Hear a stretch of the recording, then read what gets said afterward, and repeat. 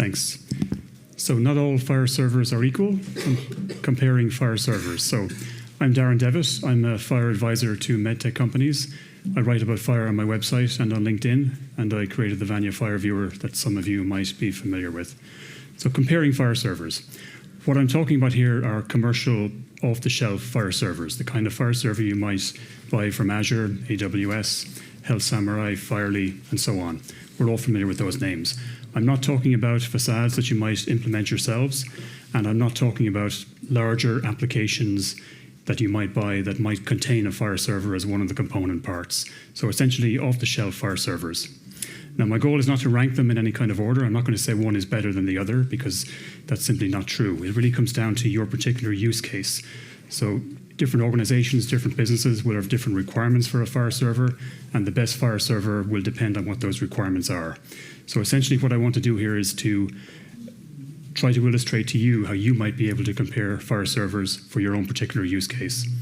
Now, in terms of commercial FHIR servers, there are upwards of 20 FHIR server providers. Now, most of us would be familiar with the kind of big names in the field, like Azure, AWS, Happy, Health Samurai, Firely, and so on.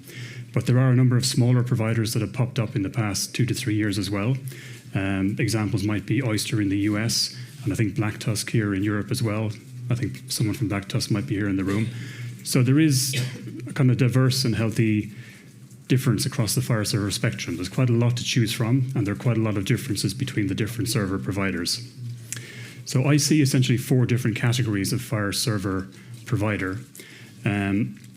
Let's just have a look at these. So the first one is what I call the big 3, and I see these as being Microsoft Azure, AWS, and Google Cloud. Now, the reason I put these into their own category, even though there are many other managed FHIR server providers who do the same thing, is because the decision to use one of these are usually made or often made for the same reason. So quite often you find in big companies, big organizations, your entire infrastructure or cloud infrastructure might be with one of these providers. So you're with AWS, you're with Azure, you're with GCP, and quite often, not always, but quite often, there might be a company policy that dictates using this particular cloud provider for something else if you need it and if they provide it. So for an example there, of course, is the FHIR server. So this is a really bad way to choose a FHIR server provider because, like I said, there is huge diversity in what they do, and there is huge diversity even between these big 3 that I just mentioned. So the second category would be enterprise FHIR server providers. Now, I use the term enterprise in the way that you would use it in terms of an enterprise sales process. So think of a company that is selling you something, a large piece of software. There might be a sales cycle that starts with a POC or with a discussion with a sales rep. That POC might be paid for, it might not be, but quite often it is paid for. And maybe 9, 10, 11 months down the line, you sign on the dotted line and you've got your FHIR server. And quite often with these enterprise providers, the pricing might be high 5 digits into 6 digits, so quite expensive for a single production FHIR server. Now, I'll be talking about pricing later on. Then we have the independent server providers, and these would be a lot of the smaller companies we're all familiar with. So quite a lot of diversity in this market and quite a lot of small companies popping up here as well. And then we have the open source FHIR servers. So the open source providers or servers, many of us are familiar with them. We have the Happy server, which is probably the most well-known. We have the Microsoft Azure FHIR server, which uses the same code base as their commercial server. There's also Incindy, I think, which is originated with Firely, and I think one more, IBM, yes. Now, the kind of company who would use an open source server would be the kind of company who wants to have full ownership of the FHIR server. They don't want to be dependent on a server provider to implement new features and make some additions or fix bugs for them. They want to be able to do all of that themselves and not have that dependency. Now, quite a few large organizations and large businesses have done this, have leveraged open source FHIR servers, built on top of it and so on. And I know some of them are here today in this room even, but I won't name them. With open source FHIR servers, quite often there are similarities to their commercial alternatives, but they lack in some respects. So for example, they might not scale as well as their commercial alternatives, and there might be a lot of work that needs to be done to make them scale in that way. So a lot of custom development required by the business or organization that uses them. So the starting point for choosing a server provider should be your particular project requirements, which will be unique to your particular project. Now, I've listed some here, but I would expect in all of your cases, there would be different things you would write down there, different things that would rise to kind of prominence. So just to look at a few of these, if you have a multi-tenancy requirement, depending on the approach, the architectural approach you take there, that might rule out some FHIR server providers. Is your patient data allowed to be stored in the cloud? This comes down to your customer expectations. Will they accept a Microsoft Azure server, an AWS server in the cloud, or do they want on-prem? So that, again, would rule out certain server providers. The data location can also matter. So, for example, is it okay to store French patient data on an Azure FHIR server in Sweden or in the States? I don't know the answer to that, but that's just an example. So again, you would need to know your particular use case here to be able to answer that question properly. And you would need to know a little bit into the future as well, like where are you planning on selling to in 2 years' time or 18 months' time and so on. How many FHIR servers do you need? This again plays into the pricing structure of FHIR servers and is quite an important question. It might be a question you don't know the answer to at the very early stages of a project, but if you make the wrong choice on FHIR server provider without understanding the servers you might need in the future, you could face a problem 2-3 years down the road. Do you need FHIR subscriptions? Now, I single out FHIR subscriptions simply as an example. So are there particular features of FHIR that you require? Because not all server providers implement all features. There are some very glaring gaps that I'll go into later. And how much customization do you need?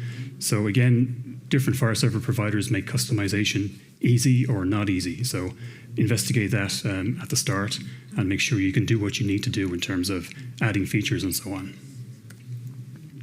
So I mentioned multi-tenancy before. In the early stages of a FHIR project, you might not have thought much about multi-tenancy. You might not have your multi-tenancy approach defined if that's the direction you're going down. But one approach here is to have one FHIR server per tenant, and straight away that would rule out a whole raft of FHIR server providers purely on pricing alone. So let's look at the pricing model. So we have essentially 3 different pricing models, and it's quite diverse as to which provider falls into which category. So on one extreme, we would have Microsoft Azure, who charge a pay-as-you-go model for their FHIR servers, which means you could have 10 or 100 FHIR servers on Azure with a low volume of data and a low volume of requests that might cost you $10, $20 a month, that's all. You then take those same 10 or 100 FHIR servers, try moving them to AWS, where you have a fixed monthly fee starting at around 230, 240 euro. And then times 10, times 100, times 12, and it adds up very quickly. You go back to the enterprise FHIR servers, where they're charging you based on production instances, and your high 5 figures, high 6 figures for one server.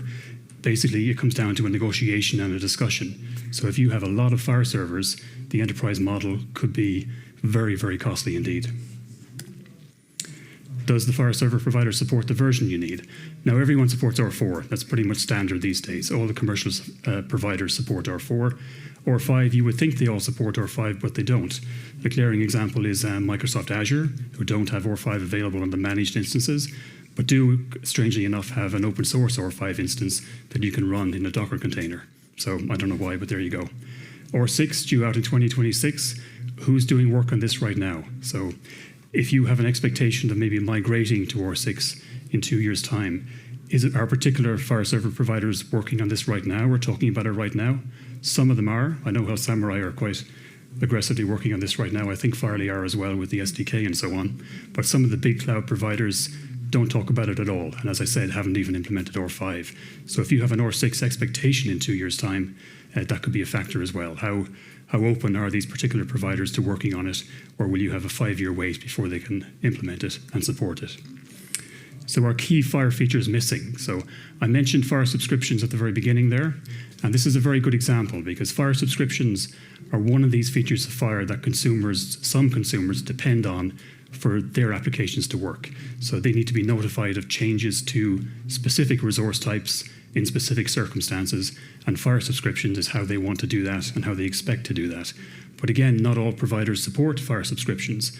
I won't name them, but there are a few who don't support it at all, in which case you would have to either use some jury-rigged method that they provide themselves, like a different method of doing this that your consumers might not be able to consume, or your development team might have to implement FHIR subscriptions themselves on top of the FHIR server. Do you need terminology operations? So again, many server providers don't support any terminology operations. Even very simple operations like value set expand that you would expect to be supported are not. And in those cases, again, your technical team would need to implement these features, build them as custom operations. So custom operations, again, how easy or difficult is that to implement or build on top of a FHIR server? Some FHIR server providers, I'd single out FHIRly here, have a method of adding custom operations to their server.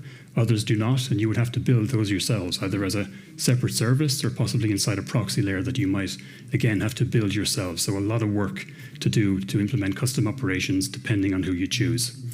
And then we have attribute-based access control or element-level access control.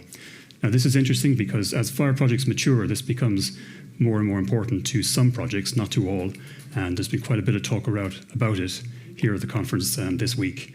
So most FHIR server providers, I'd say almost all, do nothing at all about attribute-based access control. So I was in the talk with Health Samurai earlier. I know they've implemented this to a degree quite recently, and it would be good to see other FHIR server providers following them, or at least coming up with a way of doing it and documenting a way of doing it. So when it comes time to you to implement it yourselves, which you will have to do in most cases, you at least know what to do. Can the server run analytical queries? Yeah, so again, a lot of talk about this over the course of the week here. So there's often a requirement to run heavy-duty queries against a FHIR server to extract aggregated data, metrics, that kind of thing, possibly to build a dashboard with graphs and pie charts and so on. Very, very common these days. Now, those sorts of queries, as most people in the room probably know, cannot easily be run against a FHIR server API directly. So usually the preferred approach or the recommended approach would be to flatten out the data in some way, either using SQL on FHIR or very specific ways from other providers like Azure and Google, whereby you're syncing data in your FHIR server with their data lake, Fabric in the case of Azure and BigQuery in the case of Google. So quite a lot of diversity in how you would achieve that depending on the FHIR server provider, but also a lot of work on your end in each case. So examples might be if you're syncing Azure data in a FHIR server with Fabric, you would have to write code yourself and build certain elements in order to correctly maybe adjust the data or sanitize the data if required and so on. So it's never a one-click option, and when it is, the one-click option is not one you would want to use in a live environment because it's simply not practical enough for real-world use cases. So you have a short list. Look for testimonials, right? Now, nobody does this. Nobody ever does this, and they should. And I particularly single out the technical people on the team. So you have a short list of FHIR server providers. Look for your counterparts on LinkedIn and ask them some key questions. So are there any surprises, things they weren't aware of when they started work with that particular provider, any limitations they stumbled upon, any problems they encountered? And you would be surprised what you would hear, because all of the FHIR server providers are very, very experienced and good at telling you all the good things they do, but they don't tell you what they don't do. That's always down in the small print somewhere, hidden away. And examples might be the very first time I encountered truncation of included results in FHIR servers. Most, I won't say most, but it's probably split half and half between FHIR server providers who truncate included results and who do not. And that's a very surprising thing to encounter if you don't catch it during QA and testing. Other limitations, there are many. Yeah. So conclusion, know your product requirements first, test each provider against those requirements, and absolutely do not make a default decision of server provider based on who your current infrastructure is with. That's, again, a terrible, terrible way to choose a server provider. And don't discount the smaller providers, because my experience has been that the independent providers, the smaller companies, have often built better FHIR servers than the actual larger companies. They implement more of the FHIR features that can be very useful, like attribute-based access control and so on. And the support is almost always better. So to illustrate that with an example, I reported a bug to MedPlum in the US a few months ago, and the fix was rolled out that same day. I reported a critical bug from one of the big three that I'm not going to name, and 12 months later it still wasn't fixed. So that's the kind of diversity you have in terms of support. Thanks for listening.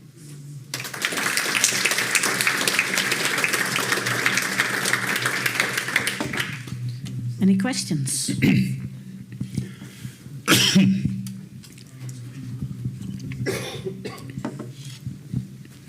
Hi. So at the start you said 20. Do you have hands-on experience with all of them? Sorry. No, not direct hands-on. I've probably used about 10 of all of them. Okay. But I should point out that when I was testing these 10 FHIR servers, all of these FHIR server providers implement pretty much all of the FHIR spec. So the APIs are all working correctly. There may be a few obscure search parameters that are not exposed, but everything else is pretty much there. It's only when it gets into the more complicated, difficult parts and the architecture side around it that things start differing and going wrong in some cases. Hi, thanks for your talk. So Smart on FHIR version 2 allows any search filter to be used as a access scope. Is that sufficient for what you mean by attribute-based access? That I don't know off the top of my head. Can't answer that one now. Okay. Thank you, Darren. I was thinking back to the days in early HTML where there used to be test suites and scorecards so you could look up anybody's version. Any thought that there could be like a FHIR service suite where it would go through the capability statement, figure out what search parameters they support or not support, so that you'd have an equal footing and an easier way to do it rather than having to do everything yourself? Yeah, it would be great if we had that. I think two things we need. We need performance testing, so we see how performant the servers are under, say, heavy loads, and also conformance testing to see what they actually do. So that doesn't exist. That's a project in itself, and I think if people wanted to get involved in that, that would be great. But the starting point would be a proper data set that everyone agreed with, or the key people agreed with, and maybe a benchmark of tests and a list of tests and so on, again, that everyone agreed with. Because if one person or one organization came up with the list, chances are it'll heavily favor their own particular provider or themselves if they are a provider. Any other questions? Okay. Well, thank you so much, Darren.